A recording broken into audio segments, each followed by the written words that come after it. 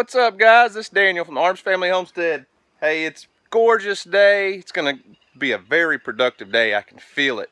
Blue skies, beautiful weather. Got the plastic off the garden. Gotta let it kind of dry out a little bit. Probably get that tilled in today.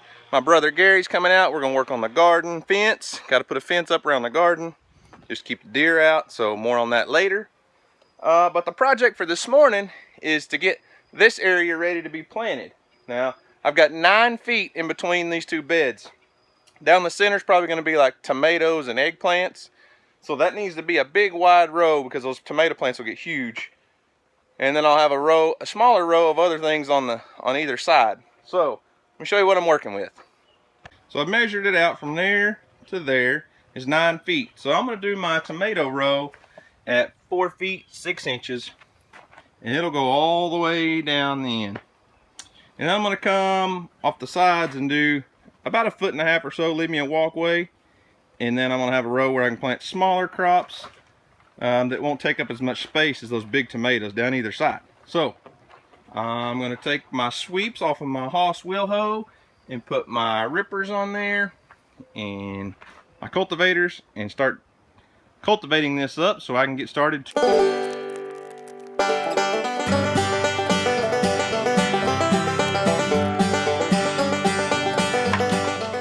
Boom! There you have it. I think I'm just going to use 3 cultivator teeth instead of 4 this time. That way I can get down deep. Don't really need 4, so 3 it is.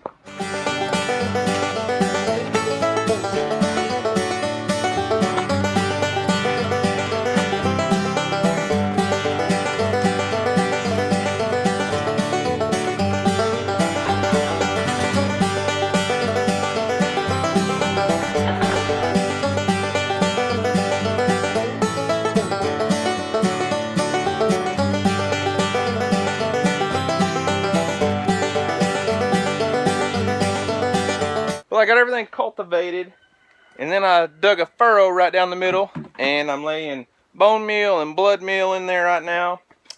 Houston's watering plants. He said it was hot, so he took his shirt off. So we got 1 furrow opened up. We'll have 2 more on either side. So let's get on it.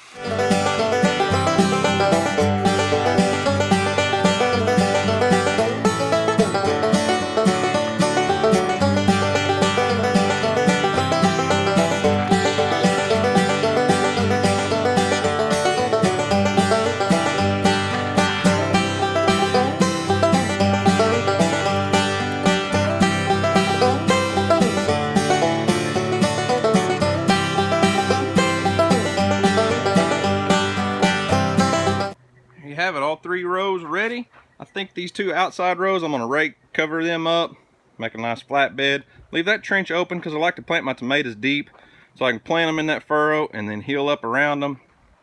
So I'm going to go ahead and flatten out both sides here, leave that one open.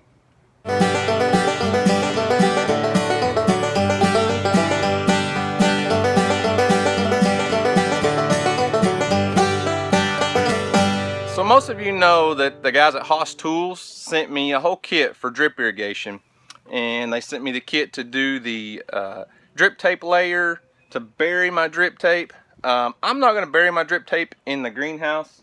I'm just going to lay it on top.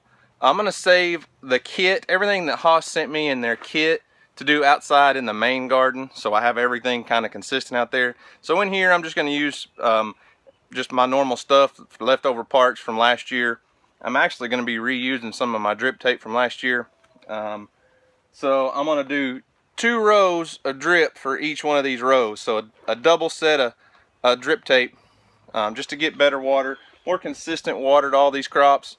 The tomatoes would probably be fine on just 1 line, but I'll probably do, leafy greens and things over here on either side, and they need to be a little more consistent. So I'm going to punch my holes and install my valves on my main line here.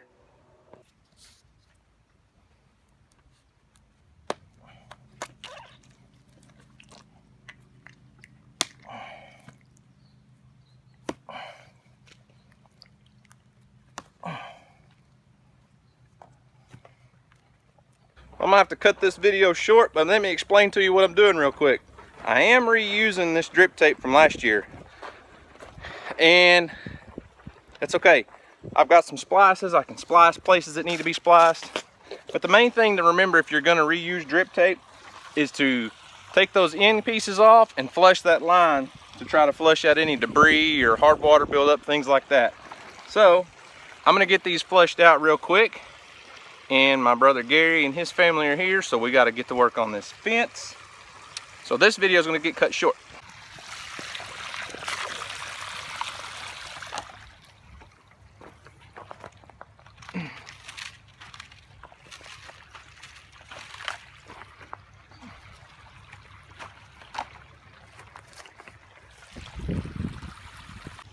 So that's all for this video. Flush the lines, put your end caps back on, good to go. If you got any leaks, put your little couplings on there. Everything will be ready. Let me show you what the finished product looks like. Well, almost finished. These aren't full of water yet, but we'll get them there. And they'll be nice and straight eventually.